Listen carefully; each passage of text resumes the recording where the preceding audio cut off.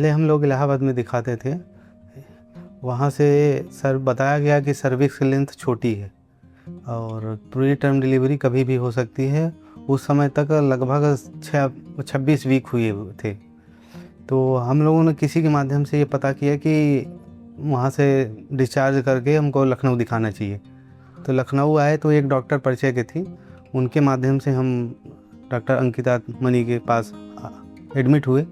अब ये लगभग 28 जनवरी को हम लोग यहाँ आए। हेलो फ्रेंड्स, मैं हूँ डॉक्टर अंकिता मनी, आपकी ऑब्स्टेट्रिशियन फ्रॉम टेंडर पम्प हॉस्पिटल।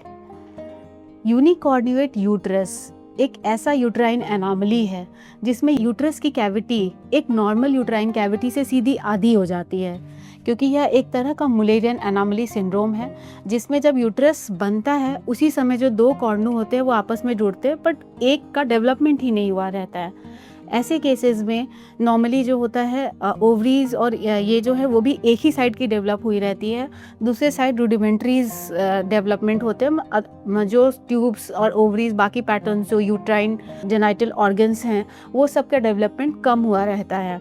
तो ऐसे ही एक पेशेंट हैं संध्या, उनको यूनिकॉर्डिएट यूट्रस की प्रॉब्लम थी और वो कंसीव नहीं कर पा रही थी। फिर उनको जो है आईवीएफ द्वारा उनको जब कंसेप्शन आया तो उनकी ट्विन प्रेगनेंसी रही, जो कि कैरी करना उनके लिए एक बहुत बड़ा चैलेंज था, क्योंकि उनकी यूट्रस की एनोमली ऑलरेडी थी तो उनकी यूट्रस की कैपेसिटी कम थी और ट्विन बेबीज़ में ऑलरेडी ज़्यादा कैपेसिटी की रिक्वायरमेंट होती है। ये जिससे उनको आगे जाके जैसे ही वो प्रेगनेंसी एडवांस हुई अराउंड 24-25 वीक्स पे उन्हें सर्वाइकल लेंथ शॉर्टनिंग की प्रॉब्लम हो गई। उनकी सर्विस की लेंथ काफ़ी छोटी हो गई और उन्हें इनके पहले वाले हॉस्पिटल में डिलीवरी के लिए बताया गया कि अब हम आगे प्रेगनेंसी कैरी नहीं कर सकते और हमें डिलीवर करना पड़ेगा, क्योंकि उनकी सर्विस की लेंथ काफ़ी छोटी हो गई है। नॉर्मली हम लोग अगर 22 वीक्स जेस्टेशन के पहले के में अगर सर्विस की लेंथ छोटी हो जाती है तो इंसर क्लास प्रोसीजर करते हैं जिससे कि पेशेंट जो है लेबर में ना जाए, पर वो उस फेज़ को भी क्रॉस कर चुकी थी और उनके पास और ऑप्शन भी नहीं था। देन वो मेरे पास आई इमरजेंसी में, यहाँ एडमिट हुई।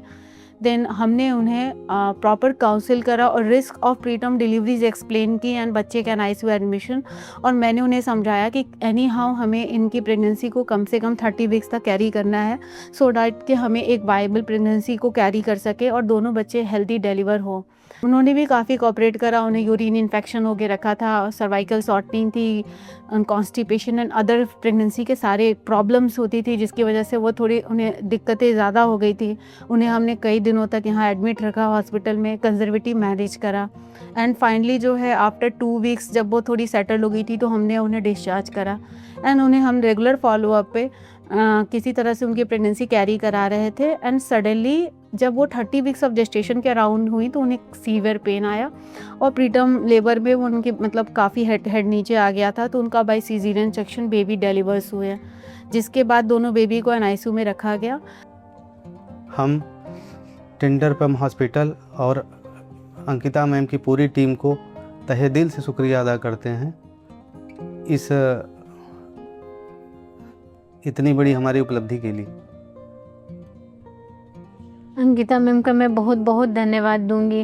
जो मैं आज माँ बनी हूँ, दोनों बच्चों को अपने गोद में ली हूँ, अंकिता मैम की वजह से। उन्होंने मेरा ट्रीटमेंट बहुत अच्छा किया, नहीं तो मैं जहाँ पहले थी वहाँ ट्रीटमेंट तुरंत कर देते। But now both babies are safe.